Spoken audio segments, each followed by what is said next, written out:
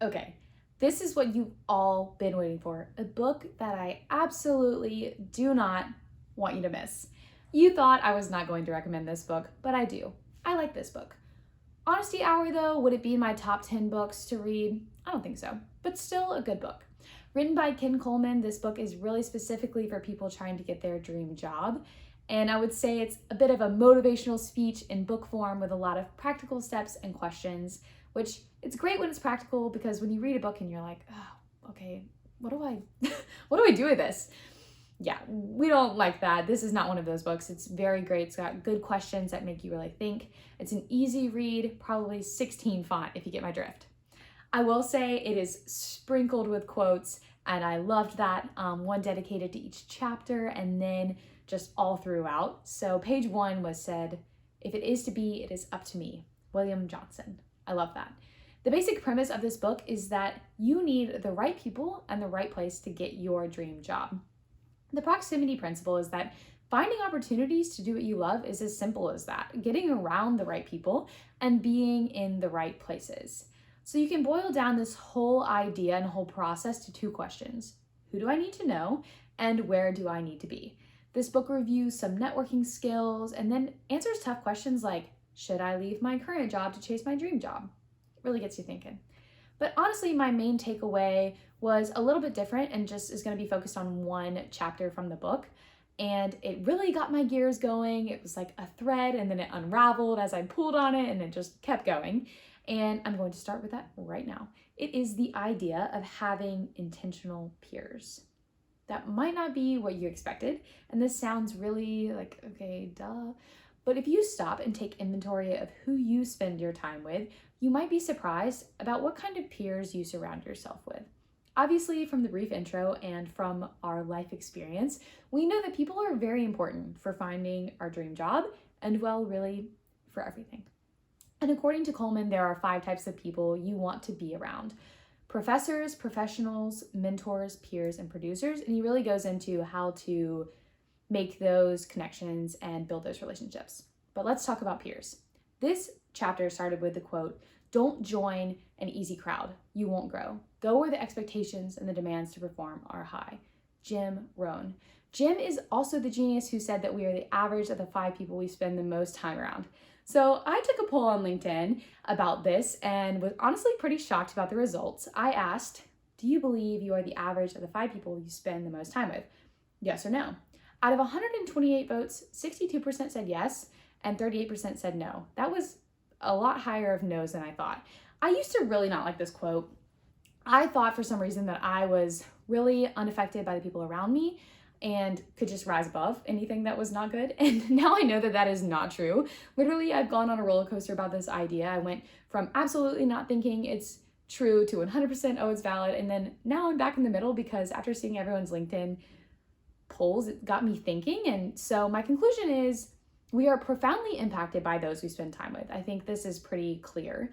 But of course, there are other things that contribute to who we are, the things we intake. So reading, TV, like how we spend our time, the music we listen to. But I think those intakes are actually impacted by our peers more than we think. Now, when thinking about our peers, we have environmental peers and intentional peers. Coleman talks about the difference between these two and that it's purpose. We love purpose, right? We have a purpose for everything. And peers should be the same way. Environmental peers, are the ones that you brush shoulders with, neighbors, people you see at the gym. And then intentional peers are obviously intentional. What you want to look for in a peer is someone with drive, shared values, boldness to speak the truth, and gusto. I'm kidding, I added gusto to that list, but it's not a bad idea, right? A friend with gusto. But out of this list of drive, shared values, and boldness to speak the truth, I just want to dive a little deeper into boldness to speak the truth. You want a peer who is not afraid to tell you you have something in your teeth, or in other words, give you constructive criticism or their perspective. I mean, how bad is it when someone doesn't tell you you have something in your teeth? That is not a true friend. True friends, true peers will push you to improve in your blind spots and tell you to brush your teeth. I had to have a harder, maybe like a little bit uncomfortable conversation with a friend the other day. And it's funny because she had no idea that I was doing this whole book review and that it would be about peers, and one major point being speaking the truth and boldness. And in our conversation, she basically said to me, I know you value truth and honesty, and so I want to talk with you about my perspective on something in your life. And it was nothing bad. Everything is good. I really appreciated her honesty though. Honest feedback from a friend means they care. There's a saying, wounds of a friend are faithful. Speaking the truth builds trust in any relationship because if I know that you'll tell me the truth in the hard things, even if they sting a little bit, then you really have my best interest in mind. So now think about your friends, your 5 closest friends. What do they spend a majority of their time doing? What do you do together? What have you convinced them to do with you? Think about how the things you do together rub off on each other.